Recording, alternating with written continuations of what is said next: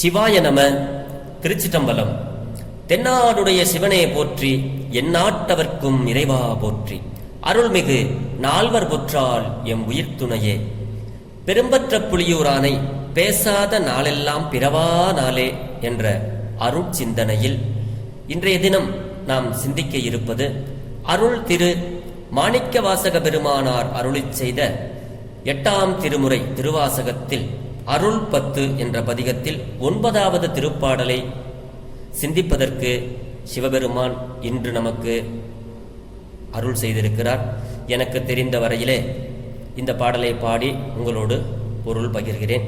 இதில் எந்த பிழை இருந்தாலும் பிழை பொறுக்கும் பெருமானின் அடியார்கள் என் பிழையை பொறுத்தருள வேண்டும் என்று வேண்டிக்கொண்டு உங்களது பொன்னார் திருவிடையை வணங்கிக் கொண்டு பெரும்பற்ற புலியூரானை பேசாத நாளெல்லாம் பிறவா நாளே என்ற சிந்தனைக்குள் செல்வோம். திருச்சிற்றம்பலம். இது பண் புறநீர்மை, ராகம் பூபாலம். பூபால ராகத்தில் இந்த பாடலை பாடி பார்ப்போம். திருச்சிற்றம்பலம். மருளனேன் மனத்தை மயக்கர நோக்கி மறுமையோடு இம்மையும் கெடுத்த மருளனேன் மனத்தை மயக்கர நோக்கி மறுமையோடு இம்மையும் கெடுத்த பொருளனே புனித பொருளனே புனித பொங்க பொங்கு வாலரவம் பொருளனே புனித பொங்குவாலரவம் கங்கை நீர் தங்கு செஞ்சடையாய் கங்கை நீர் தங்கும் செஞ்சடையாய் தெருளன் நான் மறை சேர் தெருள நான் மறை சேர் திருப்பெருந்துறையில் செழுமலர் குருந்தம் மேபிய சீர் அருளனேன் அடியேன் அருளனேன் அடியேன் ஆதரித்து அழைத்தால் அருளனேன் அடியேன் ஆதரித்து அழைத்தால் அதெந்துவே என்று அருளாயே அதெந்துவே என்று அருளாயே.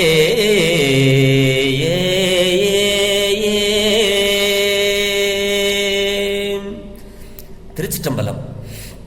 சுவாமி முதல்ல என்ன சொல்றாருன்னா மருளனேன் அப்படிங்கிறாரு. இந்த மருள் அப்படின்னு சொல்றதுக்கு என்ன பொருள் அப்படின்னா, மருள் அப்படின்னா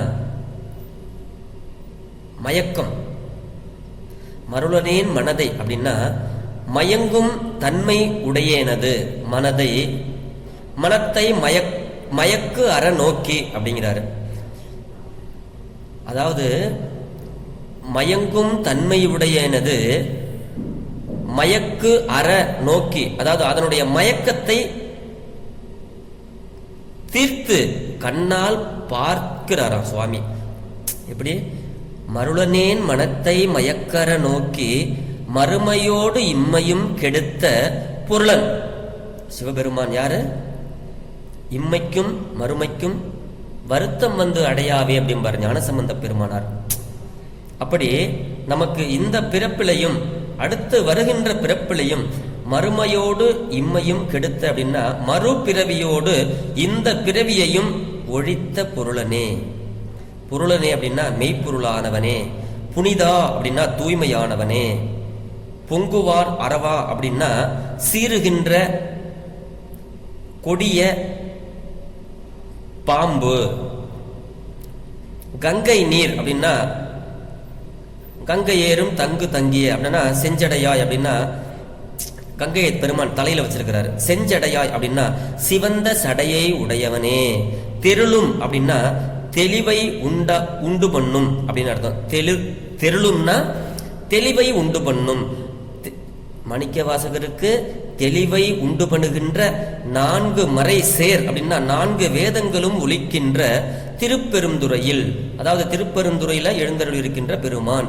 செழு மலர் அப்படின்னா செழுமையான மலர்களை உடைய இந்த திருப்பெருந்துறையில குருந்த மரத்துக்கு நிழலில் பொருந்திய சீர் அருளனே அப்படின்னா சிறந்த அருளுடைய சிவபெருமானே. அடியேன் ஆதரித்து அழைத்தால், அடியேனாகிய யான் அன்போடு அழைத்தால் அது எந்துவே என்று அருளாய், அஞ்சாதே என்று எனக்கு அருள் செய் பெருமானே அப்படின்னு மாணிக்க வாசக பெருந்தகையார் இந்த பாடல்ல சொல்றாரு. மருளனேன் மயக்கத்தை உடைய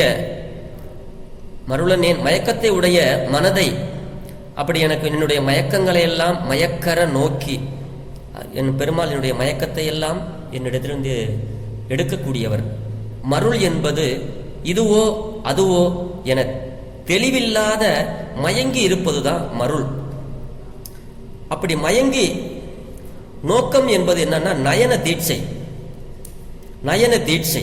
மருளனேன் அப்படின்னா மனத்தை மயக்கர நோக்கி என்றதால் இறைவனது திருநோக்கம் மயக்கத்தை போக்கி ஞானத்தை கொடுக்க வல்லது என்பது இங்க நமக்கு பொருள்படுது. அரவம் கங்கை ஆகியவற்றின் ஆற்றலை கெடுத்து முடிமேல்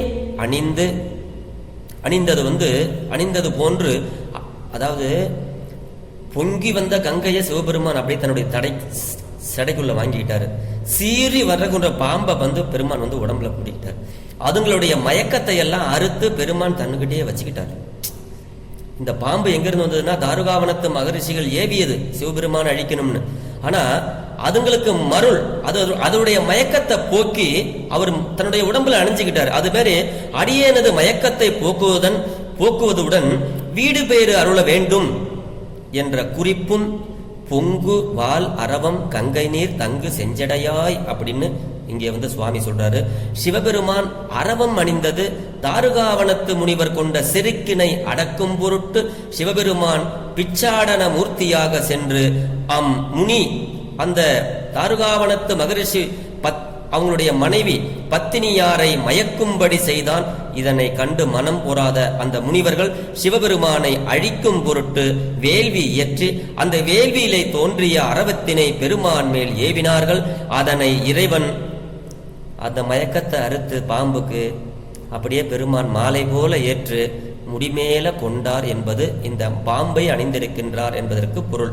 இதனால இறைவன் மயக்கத்தை போக்கி ஞானத்தை அருள வல்லவன் என்பது கூறப்பட்டது இந்த பாடலினுடைய பொருள். இந்த பாடலுடைய பொருள் நம்மகிட்ட இருக்கிற மயக்கத்தை அறுத்து நல்ல ஞானத்தை கொடுப்பார் சிவபெருமான் அப்படிங்கிறது இந்த பாடலுடைய பொருள். இந்த பாடலை தொடர்ந்து படித்தோம்னா நமக்கு மனசுல இருக்கிற அந்த மயக்க உணர்வெல்லாம் போய் நல்ல ஞானம் கிடைக்கும் என்பது மணிவாசக பெருந்தகையாருடைய ஞான வாக்கு. இந்த பாட்டு பொருளை சுருக்கமா நம்ம சொன்னோம்னா மயக்க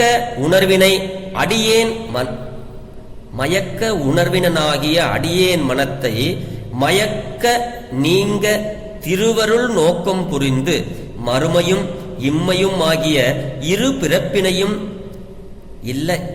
இல்லாம ஆக்கி மெய்ப்பொருளானவனே அப்படிங்கிறாரு, புனிதனே அப்படிங்கிறாரு. ஒளி மிகுந்த பாம்புகளும் கங்கை நீரும் தங்க பெற்ற செஞ்சடை உடையவனே, தெளிவான 4 வேதங்கள் பொருந்திய திருப்பெருந்துறையிலே செழுமலர் குருந்தம் மேவிய அருளுடையவனே, அடியேன் ஆதரித்து அழைத்தால் அது என்னவென்று என ஒரு அருள் செய்வாயாக. ஒரு வார்த்தை கேள் சுவாமி, எனக்கு அருள் செய் அப்படிங்கிறாரு. மலச்சேர்க்கையால் மயங்கிய என்னை மயக்கறுத்து இருமைக்கும் ஏதுவாகிய வினைகளையும் ஒழித்து ஆட்கொண்ட மெய்ப்பொருள் நம்மளுடைய சிவபெருமான் அப்படிங்கிறாரு. அருளே அப்படிங்கிறாரு. மெய்ப்பொருளானவனே, அருள் உடையவனே, அருளனே அப்படிங்கிறாரு. அடியே அழைத்தால் வராம இருந்து விடாத சாமி, நான் கூப்பிடுறேன், வாளா இருந்து விடாது, வராம இருந்துடாம அது என்ன என்றாவது ஒரு வார்த்தை கேளுங்க. என்ன அப்படின்னு அருள் என்பது கருத்து. அப்ப மறுமை இம்மை என்பன ஆகு பெயர்களாக இருமைக்கும் ஏதுவாகிய வினைகளை உணர்த்தி, அதாவது இந்த பிறப்புக்கு ஏதுவாக நம்மளுடைய வினைகளை எல்லாம் உணர்த்தி இருமையும் கெடுத்து இம்மையிலும், அதாவது இனி மீண்டும் மனிதனாக பிறத்ததற்கும் மறுமையில் இப்ப நம்ம செய்யற புண்ணியத்துக்கு மறுமை அடுத்த பிறப்பு தத்தம் தாம் நம்ம செஞ்ச பாவ புண்ணியங்களுக்கு ஏற்ப தேவராயும் இல்ல பாவம் செஞ்சிருந்தார் நரகர் அப்படி முதலியோராகவும் பிறப்பதற்கு ஏதுவாகிய வினைகளை கெடுத்த மெய்ப்பொருளன் அப்படிங்கிறார். மறுமையோடு இம்மையும் கெடுத்த பொருளனே அப்படிங்கிறாரு பெருமான். அருளது மேனியாகும் அரண்தனக்கு ஆதலின் அருளனே என்கிறார்.